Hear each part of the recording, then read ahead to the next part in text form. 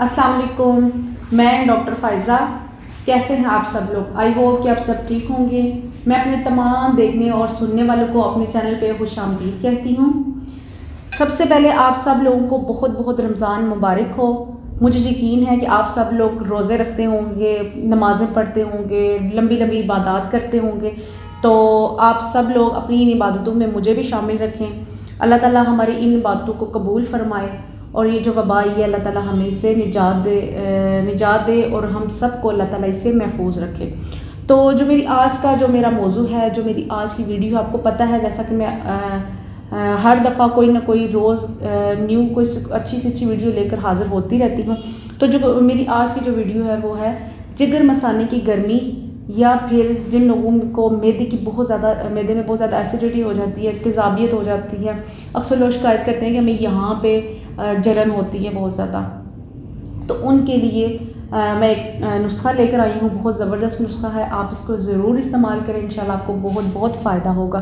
तो वीडियो शुरू करने से पहले अगर आप लोगों ने मेरे चैनल को सब्सक्राइब नहीं किया तो मेरे चैनल को सब्सक्राइब कर दें, साथ ही साथ बेल आइकन को भी प्रेस कर दें ताकि मेरी हर आने वाली नई वीडियो आप तक पहुँचती रहे।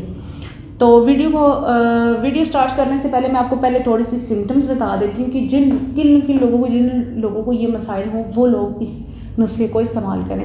जैसा कि जिन लोगों के हाथ पांव बहुत ज़्यादा जलते हों, जो जब यूरिन पास आउट करते हैं, यानी कि जब वो पेशाब करते हैं तो उनमें बहुत ज़्यादा जलन होती है, पेशाब में बहुत जलन होती है, हाथ पाँव बहुत जलते हैं। इसके अलावा वो उनके जो कलर है, स्किन कलर है वो येलो होना शुरू हो जाता है, आंखें हैं वो येलो होना शुरू हो जाती हैं। क्योंकि रमज़ान है, रमज़ान के अलावा भी गर्मियाँ आ रही हैं आगे, तो गर्मियों में ये मसाइल लोगों के साथ बहुत ज़्यादा होते हैं। तो जैसा कि रमज़ान है, रमज़ान में आपने रोज़ा रख लिया तो ये 14 से 15 घंटे का ऑलमोस्ट एक रोज़ा बनता है। तो 14-15 घंटे का रोज़ा रखने के बाद जब हम लोग इफ्तारी करते हैं, आप सब लोग इफ्तारी जब करते हैं तो इफ्तारी में सबसे बड़ी गलती जो लोग करते हैं वो यही करते हैं कि इफ्तारी के फ़ौरन बाद पानी वगैरह पीना तो बहुत अच्छी बात है, आपने जूसेस पिए, शेक्स वगैरह पिए, ये तो बहुत अच्छी बात है। लेकिन जो लोग गलती करते हैं वो ये गलती करते हैं कि फ़ौरन बाद फ्राइड चीज़ें खानी शुरू कर देते हैं, जो कि बहुत नुकसान देती हैं। जिससे फ्राइड चीज़ें खाने का जो नुकसान होता है वो ये होता है कि मैदे में बहुत ज़्यादा जलन हो जाती है, तेज़ाबियत हो जाती है, इसके साथ साथ जिगर में गर्मी हो जाती है, पेशाब करते हुए बहुत ज़्यादा जलन होती है, हाथ पाँव जलने शुरू हो जाते हैं। और ये सारे जो है वो नुकसानात होते हैं अगर हम इफ्तारी के फ़ौरन बाद ध्यान नहीं रखते। इफ्तारी के फ़ौरन बाद कोशिश किया करें कि आप जूसेस वगैरह पिएँ, शेक्स पिएँ, फ्रूट्स खाएँ।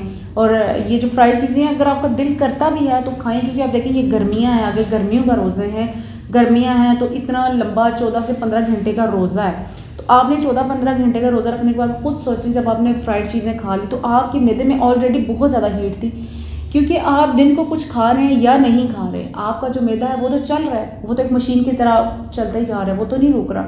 तो ज़ाहिरी बात है वो ऑलरेडी इतनी ज़्यादा हीट है मैदे में। तो आप ऊपर से क्या करते हैं कि इफ्तारी के फ़ौरन बाद आपने फ्राइड चीज़ें खा ली। जैसे कि मैं कहती हूँ अगर आप इफ्तारी के फ़ौरन बाद 1 गिलास पानी पी कर, बाज़ लोगों को इतनी आदत होती है गिलास पानी भी नहीं पीते, फ़ौरन पकोड़े या समोसे खाना शुरू कर देते हैं या किसी भी किस्म की फ्राइड चीज़ें खाना शुरू कर देते हैं। तो मैं बात कर रही थी कि जैसा कि आपने पूरा दिन रोज़ा रखा, पूरा दिन आपके मैदे में बहुत ज़्यादा गर्मी बनी हुई थी ऑलरेडी, तो ऊपर से आपने क्या किया, आपने फ़ौरन पकोड़े खा लिए या समोसे खा लिए या इसके अलावा कोई और फ्राइड चीज़ें जो हैं वो खा ली। तो उनसे क्या हुआ, आपके मैदे में आपके मैदे में जो तेज़ाबियत थी वो तो थी, लेकिन वो और बढ़ गई और उससे आपके हाथ पाँव भी जलना शुरू हो गए। जब आप वॉशरूम जाते हैं तो आपको यूरिन में भी बहुत ज़्यादा बर्निंग का एहसास होता है। तो ये सारे प्रॉब्लम आपके साथ होने शुरू हो जाते हैं।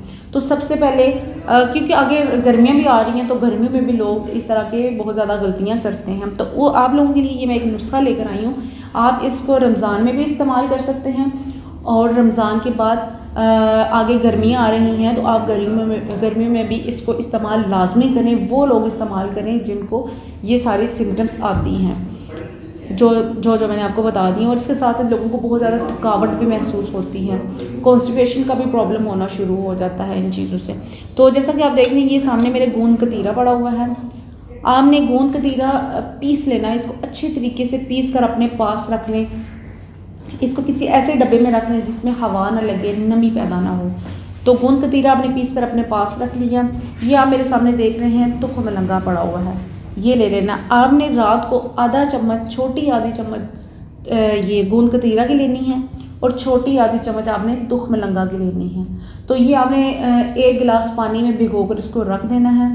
सुबह आप उठें तो ये जो आपने पानी भिगो कर रखा हुआ था आप उसको पी लें। नॉर्मल पानी में आप रखें, कोई फ्रिज का पानी लेने की ज़रूरत नहीं है। ये नहीं कि आप ठंडा पानी ले लें, नॉर्मल पानी ले लें, आप उसमें उसको रख दें।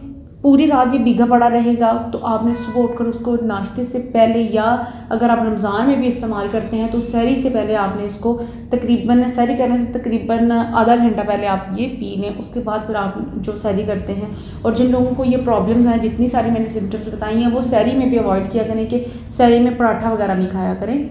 खुश्क रोटी खा लें, अगर मक्खन मिलता है तो मक्खन खा लें, लस्सी पी लें, चाय और फ्राइड जो अंडा है वो भी नहीं खाना। अगर अंडा खाने का आपको दिल कर रहा है तो बॉयल करके खा सकते हैं आप, लेकिन आपने फ्राइड अंडा और पराठा और ये चीज़ें आपने नहीं खानी जिन लोगों को ये सारे मसाइल्स हैं।